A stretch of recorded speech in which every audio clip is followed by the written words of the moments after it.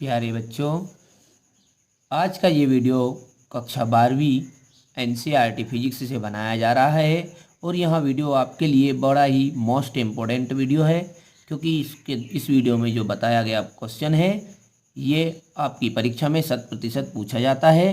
तो बच्चों बने रहिएगा अंत तक।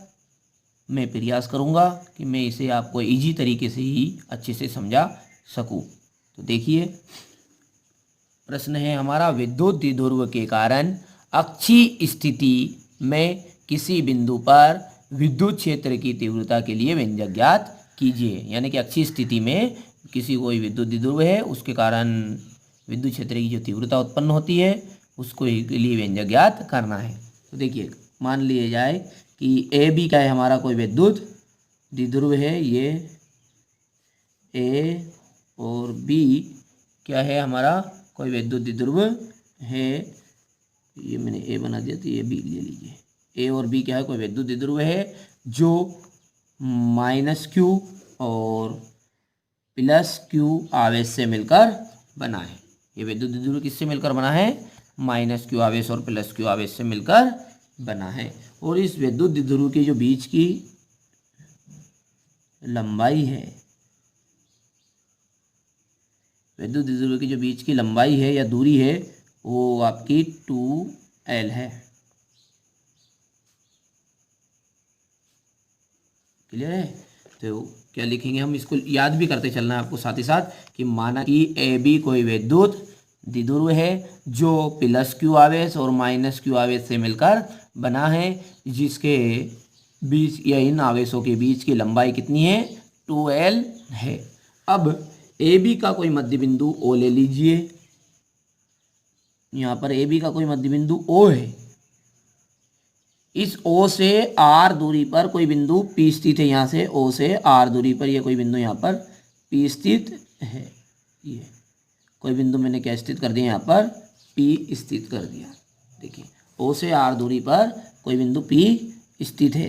तो यहाँ से O से लगा के R दूरी पर क्या है, कोई बिंदु P है। तो ये देखिए, इसको यहाँ से तय कर दीजिए। इस बिंदु पर ही हमको क्या करनी है? विद्युत क्षेत्र की तीव्रता ज्ञात करनी है। और बच्चों ये अक्षीय स्थिति में है। किस स्थिति में स्थित है? ये अक्षीय स्थिति में स्थित है। देखिए, जो हमने बचपन में ये पढ़ा था या 10th में पढ़ा था, ये हमारा x दिख नहीं रहा है, ये थोड़ा यहाँ पर बना रहा हूँ मैं। ये x अक्ष और ये y अक्ष, ये x अक्ष था और ये y अक्ष था। तो बच्चों जो इस तरह का बिंदु स्थित रहेगा वो अक्षीय स्थिति में रहेगा, और जो y रहेगा इस तरह का ऊपर की तरफ रहेगा वो क्या रहेगा? निरक्षीय स्थिति में रहेगा। तो ये हमारा अक्षीय स्थिति में पढ़ रहे हैं। तो देखिए, इसको एक बार हम प्रयास करते हैं लिखने का। क्या क्या लिखेंगे कि माना कि ए बी कोई विद्युत द्विध्रुव है जो -q और +q आवेशों से मिलकर बना है तथा इन आवेशों के बीच की लंबाई या दूरी 2l है।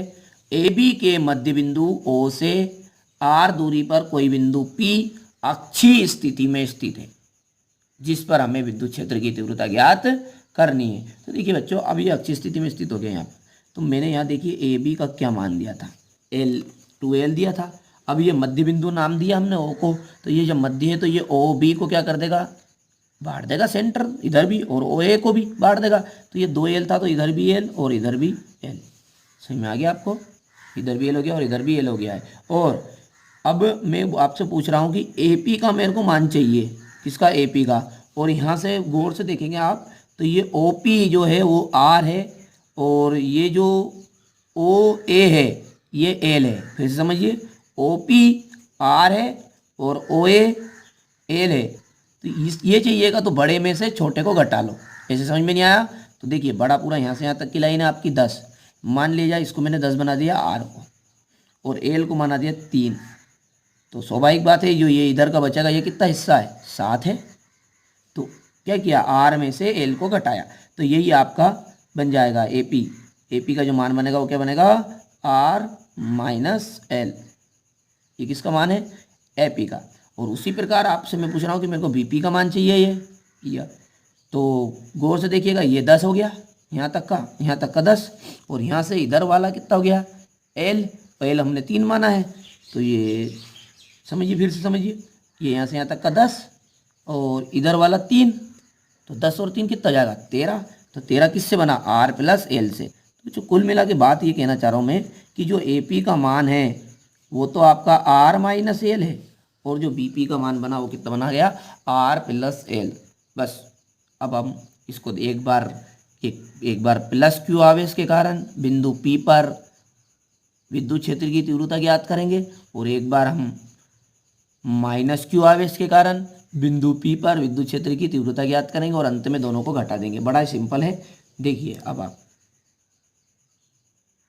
देखिए बच्चों, आप इसको अब नोट कर लीजिए इतना यहाँ तक अभी कि ये आपका ए बी कोई विद्युत द्विध्रुव हो गया है जो प्लस क्यू आवेश और माइनस क्यू आवेश से मिलकर बना है, और तथा इन आवेशों के बीच की दूरी कितनी है आर है, और इन दोनों आवेशों के बीच की दूरी कितनी है 2l है, और इसका मध्य बिंदु ए बी का जो मध्य बिंदु है वो ओ से आर दूरी पर कोई बिंदु क्या है, कोई बिंदु पी अक्षीय स्थिति में स्थित है जिस पर हमें विद्युत क्षेत्र की तीव्रता ज्ञात करनी है। और मैंने लास्ट में बताया कि ए पी का जो मान बन गया हमारा आर माइनस एल, और बी पी का जो मान बन गया है आर प्लस एल।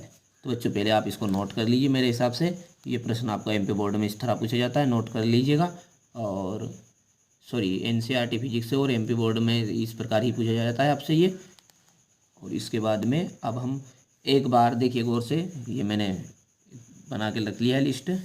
देखिए बच्चों, अब हम जो करेंगे वो एक बार प्लस क्यू आवेश के कारण, किसके कारण, एक बार हम प्लस क्यू आवेश के कारण बिंदु पी पर विद्युत क्षेत्र की तीव्रता ज्ञात करेंगे, और एक बार हम माइनस क्यू आवेश के कारण बिंदु पी पर विद्युत क्षेत्र की तीव्रता ज्ञात करेंगे। तो पहले बारी किसकी, प्लस क्यू आवेश की, तो हम लिखेंगे प्लस क्यू आवेश के कारण बिंदु पी पर विद्युत क्षेत्र की तीव्रता, और दूसरी बार लिखेंगे कि माइनस क्यू आवेश के कारण बिंदु पी पर विद्युत क्षेत्र की तीव्रता। और विद्युत क्षेत्र की जो तीव्रता है उसका हमने सूत्र पढ़ लिया, तो मैंने लिख दिया प्लस क्यू आवेश के कारण बिंदु पी पर विद्युत क्षेत्र की तीव्रता ई इक्वल, और क्या बनेगा इसका E1 इक्वल, क्योंकि 1 लिख देंगे पहली 2 बार है इस कारण से इसका मान बन जाएगा 1/4 पाई एप्सिलॉन इंटू क्यू बटा आर स्क्वायर। ये क्या है हमारा विद्युत क्षेत्र की तीव्रता का सूत्र है। पर बट देखिए गौर से, हमारी जो दूरी है वो दूरी हम क्या ले रहे हैं ए पी, यहाँ पर प्लस क्यू आवेश के कारण जो दूरी बन रही है ए पी आएगी, इसी कारण से यहाँ लिखा जाएगा ए पी की पावर 2। और जो बच्चों ए पी का जो मान है वो ये आपके सामने रहा, इस मान को रख दीजिए, बड़ा ही सिंपल बन जाएगा। फिर अब देखिए E1 equal 1/4 pi epsilon into Q बटा, और ए पी का जो मान है वो बन गया R माइनस एल की पावर 2। समीकरण नंबर 1 बना के छोड़ दीजिए। इसी प्रकार बच्चों अब हम किसके कारण लिखेंगे, माइनस क्यू आवेश के कारण बिंदु पी पर विद्युत क्षेत्र की तीव्रता करेंगे।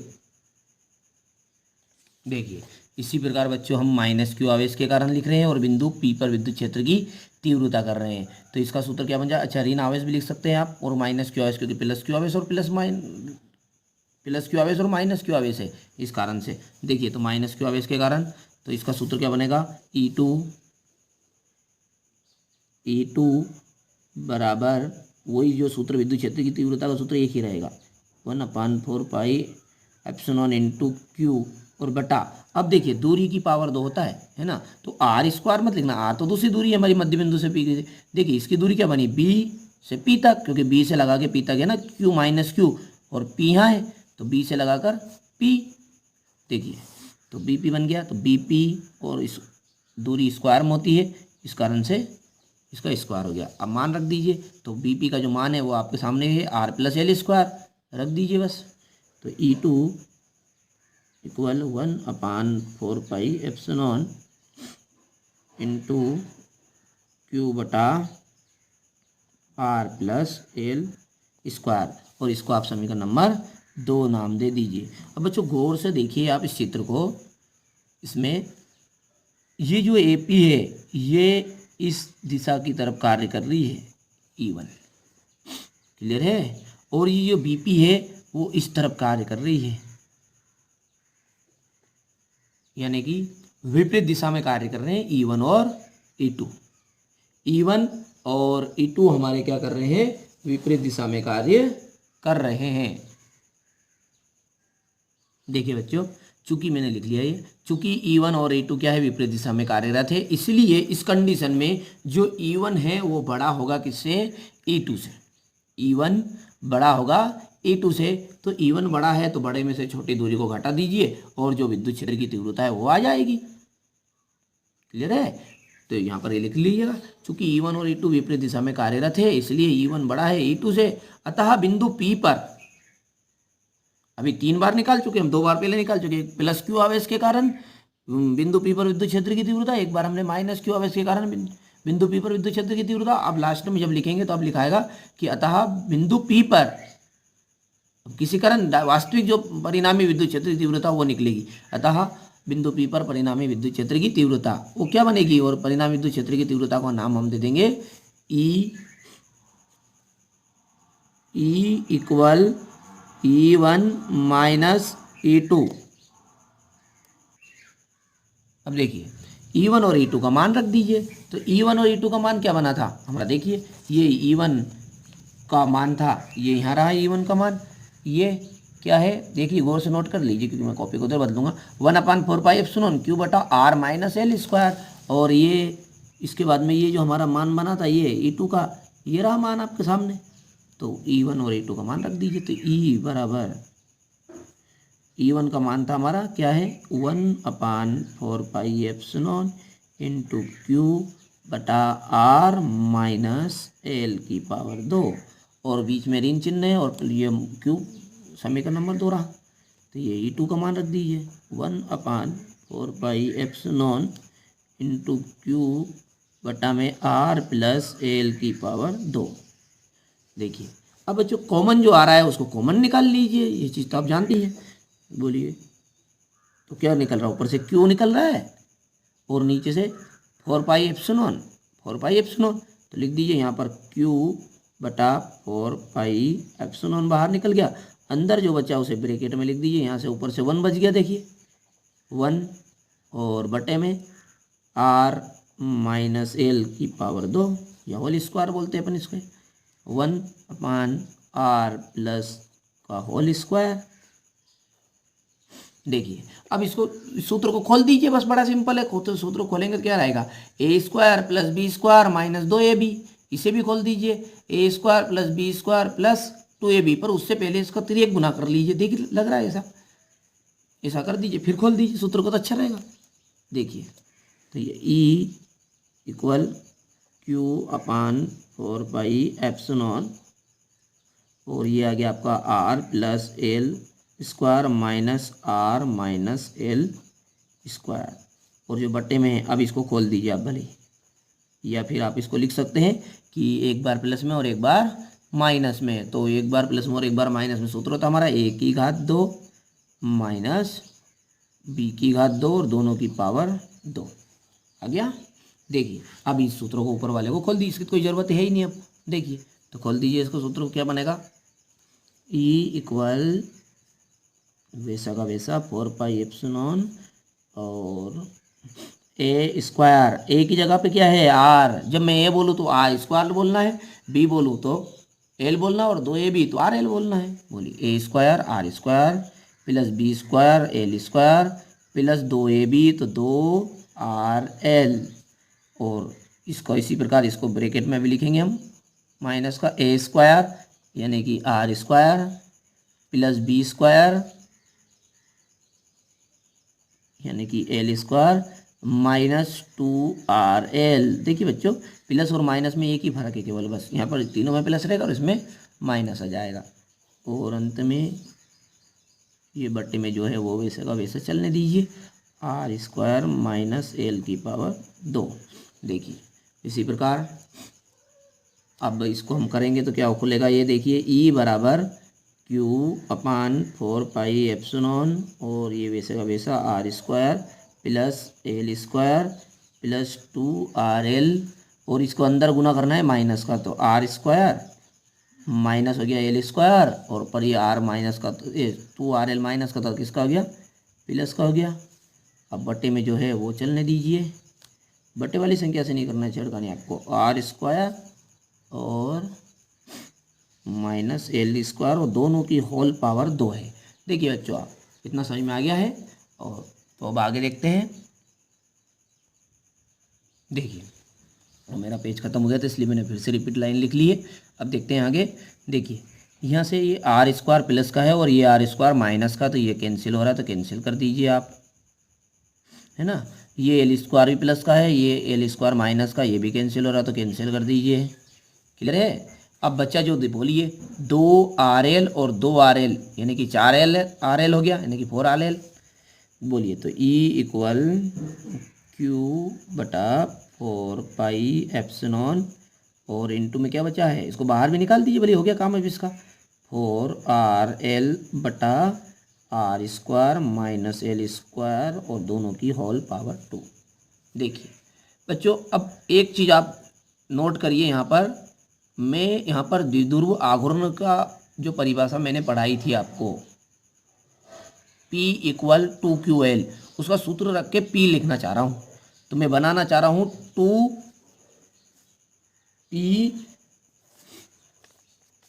2QL। अब जब 2QL बनाना चाहिए, ये बच्चों यहाँ पर रब की तरह कर रहा हूँ मैं इसको, तो यहाँ पर आप इसे रब समझ के करना, इसको नहीं उतारना है आपको। देखिए तो मैं बनाना चाह रहा हूँ कि P बराबरी पे 2QL। अब गौर से देखिए 2 इस 4 में से मैंने निकाला तो 2 हो गया, है ना, और Q और L। अब बताइए क्या बचा है, शेष बचा यहाँ से 2, है ना, और एक और बच गया R, यही बचा, देखिए गौर से, है ना। तो बस इसको मैं तोड़ के ऐसा लिख लूँ। देखिए 2 2 दूना हो जाएगा 4 और R का तो गुना हो जाए 4QL हो जाए वापस। तो इसको मैं कर लेता हूँ ऐसा कि क्या लिखूँ कि अब इसको मैं अलग कर रहा हूँ 1/4 पाई एप्सिलॉन इंटू, इसको लिख रहा हूँ मैं 2R, है ना, और इसके बाद में बटे में इंटू करके, ये इंटू करके कितना गया 2QL हो गया, और बट्टे में कितना जाएगा R² माइनस L स्क्वायर की पावर 2। बच्चों कन्फ्यूज हो गए तो देखिए फिर से, देखिए यहाँ से मैंने इसको 1 के बट्टे में बोल दिया, क्योंकि 1/1/4 पाई एप्सिलॉन बोलने की आदत से रहती है, इसी कारण से ये 1/4 पाई एप्सिलॉन हो गया। और ये Q और ये 4RL का मिलके मैंने टुकड़ा आपको समझाया, ये भी ये करके हो गया बस। और ऐसा ही ऐसा ही। अब इस 2QL की जगह पे क्या लिख दूँ मैं P, क्योंकि इसका मतलब होता है द्विध्रुव आघूर्ण। तो ये E equal 1/4 pi epsilon into 2R और ये आ गया इसकी जगह पे P और बटे में R² माइनस L स्क्वायर घात 2। और ये आप दर्शा के आ जाना, चूंकि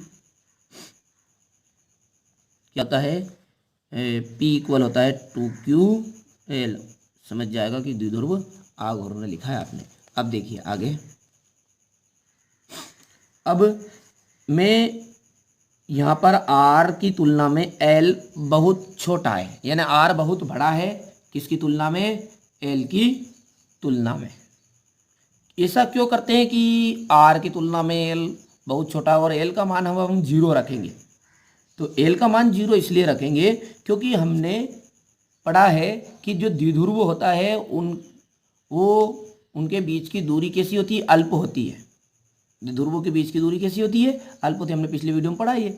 और जब उनके बीच की दूरी अल्प है तो ये तो वैसे ही बेचारा अल्प है, छोटा ही है, और यदि ये छोटा है और इसमें से भी L घटा रहे तो बहुत छोटा हो गया। तो उस कारण से इसको L के मान को नगण्य करते हैं। किसके मान को नगण्य करेंगे, L के मान को, यानी कि L को हटा देंगे। कुल मिला के बात ये है।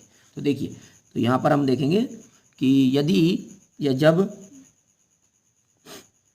R बहुत बहुत बहुत बड़ा हो, मतलब ये तो नगण्य है पर इस L की तुलना में बहुत बड़ा हो, मान ले जाए ये 1 रुपये का नोट है और 1 रुपये के नोट में इसको नगण्य कर रहे हैं डेढ़ करके 1 पैसा, तो 1 पैसे की कोई औकात नहीं रहेगी। इस कारण से L क्या बनेगा, बहुत छोटा हो जाएगा।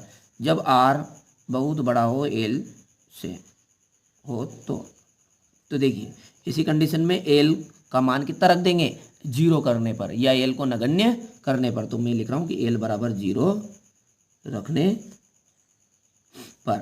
अब जब L बराबर मैंने 0 रखा तो स्वाभाविक बात है इसका मान 0 हो गया है। तो मैं डायरेक्ट कर रहा हूँ बच्चों, है ना, क्योंकि वीडियो थोड़ा लंबा हो रहा है इस कारण से। L का जब मान मैंने 0 रखा तो ये फिनिश हो गया, यहाँ से ये पूरा चैप्टर चला गया है। अब बोलिए क्या बचा है, R की घात 2 इंटू 2 और गुना में घात इनकी जोड़ लो या गुना कर लो, 2 दूने 4 हो जाएगा, 2 दूने 4। तो बताइए क्या बचा, E equal 1/4 pi epsilon into 2 r p और आगे r⁴ हो गया। अब बच्चों इसको दिमाग में अपने मन में एक चीज़ बिठा लीजिए कि r से r कैंसिल हो रहा है, यानी इसके पास में 4 है और इसके पास में कितना है, 1 है। तो आप दर्शा नहीं सकते काट के, क्योंकि इसको काट दिया तो ये तो 4 से कट गया r, इसलिए मन में काटना है। और मन में काटने के बाद में आपको लिखना है जो बचा हुआ है वो शेष क्या बचा है, 1/4 पाई एप्सिलॉन इंटू, या टिप्पी धर देना, 2p बच गया, और r की घात कितनी रह गई आपकी, शेष r3। बच्चों यही क्या है, विद्युत क्षेत्र की तीव्रता का व्यंजक है। किस पर, किसी बिंदु आवेश के कारण विद्युत क्षेत्र की तीव्रता का व्यंजक है। और इसका जो है उसने लास्ट में पूछा कि इसका मात्रक भी बताइए, तो हम जानते हैं कि इसका मात्रक होता है न्यूटन बटा कूलाम। क्या होता है, न्यूटन बटा कूलाम। और लास्ट में आपको अंत में लिखना है अतः यही अभिष्ट व्यंजक है। क्या लिखना है, अतः यही अभिष्ट व्यंजक है। बस जो ये मैंने प्रयास किया आपको अच्छे से कंप्लीट करवाने का। आशा करता हूँ कि थोड़ा बहुत आपको समझ में आ गया होगा। तो मैं जस्ट एक बार रिवाइज कर देते इस वीडियो में। बच्चों भले ही टाइम लग गया, अब 21 मिनट आपको या 22 मिनट लगभग हो चुके हैं, पर आपको बिल्कुल आसानी से समझ में आ गया होगा। और एक बार देखते हैं क्या क्या हमने इसमें पढ़ा है। ठीक है, 2 मिनट और सही। देखिए हमने देखा कि माना कि कोई विद्युत ध्रुव क्या है, ए बी है, जो प्लस क्यू आवेश और माइनस क्यू आवेशों से मिलकर बना है, और इन आवेशों के बीच की दूरी कितनी हो गई है, 2l हो गई। और ए बी का मध्य बिंदु हमने माना ओ से कोई r दूरी पर कोई बिंदु P स्थित है, वो भी अक्षीय स्थिति में, जिस पर हमें विद्युत क्षेत्र की तीव्रता ज्ञात करनी है। फिर हमने देखा AP का जो मान बना हमारा इसके कारण से तो r-l बना, और जो BP का मान बना वो बना हमारा r+l। इसके बाद में हमने बच्चों एक बार प्लस क्यू आवेश के कारण बिंदु P पर विद्युत क्षेत्र की तीव्रता ज्ञात की, एक बार माइनस क्यू आवेश के कारण बिंदु P पर विद्युत क्षेत्र की तीव्रता ज्ञात की। ये रहा प्लस क्यू आवेश के कारण, यहाँ पर आप प्लस क्यू भी लिख सकते हैं, कोई दिक्कत नहीं है। प्लस क्यू आवेश के कारण बिंदु P पर विद्युत क्षेत्र की तीव्रता। और ये इस प्रकार रही विद्युत क्षेत्र की तीव्रता का सूत्र हमारा जो रहता है वही है 1/4 पाई एप्सिलॉन इंटू क्यू बटा आर स्क्वायर। वो आर का मतलब होता है दूरी, बट हमारी दूरी यहाँ पर क्या है, AP है, तो इस कारण से हमने AP स्क्वायर लिख दिया, और AP का जो मान बन गया r-l स्क्वायर। उसी प्रकार यहाँ पर ये आपका माइनस क्यू आवेश के कारण ले लिया, और इसके बाद में ये BP ले लिया, BP का मान बन गया ये। और इस पर हमने देखा कि चूंकि जो E1 और V2 है वो दोनों विपरीत दिशा में कार्यरत है, इस कारण से E1 बड़ा है E2 से, अतः बिंदु P पर विद्युत क्षेत्र की परिणामी तीव्रता। और ये अंत में हो गया। फिर ये घटा लिया बस कॉमन, ये तो डेरिवेशन है, आपको समझ में आ गई होगी अच्छे से। अब बच्चों बस इसमें एक ही बात का ध्यान रखना है आपको, जो मैं आपसे शेयर करना चाह रहा हूँ, कि यदि मान लिया जाए आपने ये प्लस क्यू आवेश यहाँ पर लिख लिया है ना, और माइनस क्यू आवेश यहाँ पर लिख दिया, गलती से आप कभी कभी ऐसा कर दे कि माइनस क्यू आवेश इधर ले ले, प्लस क्यू आवेश इधर ले ले, हो जाएगा। कोई ज़रूरी थोड़ी कि ये यहाँ पर है तो ये आप यहीं पर बनाएंगे, बी यहाँ है तो यहीं पर बनाएंगे। तो आपको ध्यान इतना सा रखना बच्चों इसमें कि केवल पहले जो समीकरण बनाएंगे आप, पहला समीकरण जो बनेगा वो r-l दूरी वाला ही बनाना है। यदि आपने यहाँ b लिख दिया तो BP बन जाएगी दूरी आपकी यहाँ पर। तो इससे क्या होगा बच्चों, यदि आपने मान लिया जाए ये पहला समीकरण बना दिया, ये B से P तक है ना, ये यदि आपने पहला समीकरण बना दिया, और E1 में से जब E2 आप हटाएंगे तो उस कंडीशन में आपका आंसर थोड़ा सा गलत हो सकता है। इसलिए मैंने इस बात को आपके साथ शेयर किया, क्योंकि मेरे द्वारा भी इससे आंसर नहीं आया था, इस कारण से मैंने आपको ये बता दिया। तो बच्चों मिलते हैं अगले वीडियो में, जब तक आप इसे नोट कर लीजिए। ये नोट करने के लिए आप मैं स्क्रीनशॉट ले लीजिए आप अपने, ये यहाँ से पहला प्रश्न हो गया, चित्र भी हो गया आपका। और इसके बाद में अच्छा एक बात और, ये डब्बा को बनाने की ज़रूरत नहीं है, यदि आप ऐसा लिखना चाहते ऐसा भी लिख सकते हैं, मैंने जैसा ही इस चित्र में बताया है ना। चलिए इसके बाद में ये आपका दूसरा स्क्रीनशॉट ले लीजिएगा, हो चुका है। चलिए ये आपका आप तीसरा ले लीजिए। चलिए इसके बाद में ये रहा आपका चौथा, हो गया। इसके बाद में